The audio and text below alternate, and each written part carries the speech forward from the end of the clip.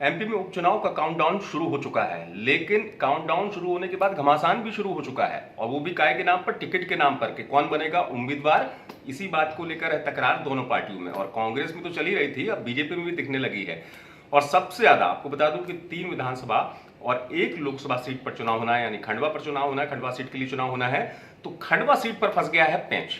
अब पहले तो कांग्रेस की बात निकलकर सामने आ रही थी कि कांग्रेस के अंदर पेच फंसा हुआ है, अरुण यादव के नाम को लेकर फाइनल होगा या नहीं होगा। लेकिन अब तो बीजेपी के अंदर से बात जो निकलकर सामने आ रही है वो ये है कि बीजेपी में बंद कमरे में बैठक हुई है ताकि असंतोष जो है उसकी तस्वीर बाहर तक ना आ सके। बीडी शर्मा प्रदेश अध्यक्ष, उन्होंने मीटिंग ली। खंडवा लोकसभा के अंतर्गत आने वाले 4 जिलों के जो कार्यकर्ता हैं इस मीटिंग में पहुंचे थे।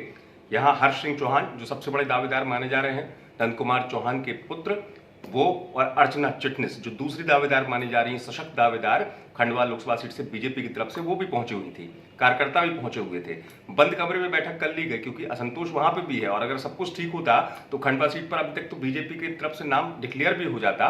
लेकिन वहां पर भी असंतोष है, जाहिर कोई नहीं करता है, क्योंकि किसी से भी प्रतिक्रिया ली गई तो सबने यही कहा कि बीजेपी में केंद्रीय नेतृत्व जो फैसला तय करता है उसको कार्यकर्ता शिरोधार्य करता है और जमीनी स्तर पर अपना काम करता है। लेकिन बंद कमरे में बीजेपी के प्रदेश अध्यक्ष बीडी शर्मा ने बैठक ली, जिसको उन्होंने रूटीन बैठक माना है कि रूटीन बैठक ली है। लेकिन स्थिति यही है कि असंतोष दोनों तरफ चल रहा हो, खासतौर से खंडवा जो लोकसभा सीट है इस पर पेच फंस गया है। बीजेपी की तो बात मैंने आपको बता ही दी।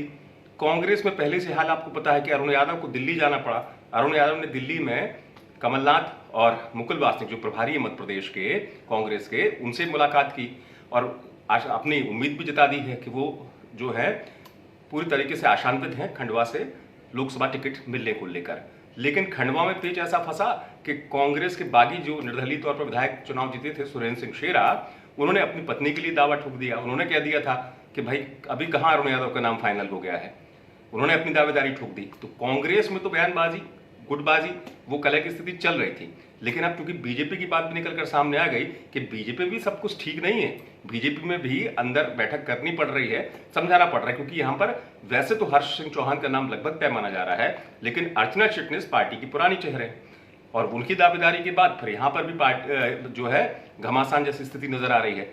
लेकिन कांग्रेस में अब ये कहा जा रहा है कि जिस तरीके से अरुण यादव को राहुल गांधी का करीबी माना जाता है और बड़े नेता उनके लिए लॉबिंग कर रहे हैं, दिग्विजय सिंह ने तो उन्हें शुभकामनाएं तक दे दी थी, तो उनका टिकट पक्का है। लेकिन दोनों ही पार्टियों में टिकट के नाम पर घमासान चल रहा है। आप देखते रहिए एमपी तक।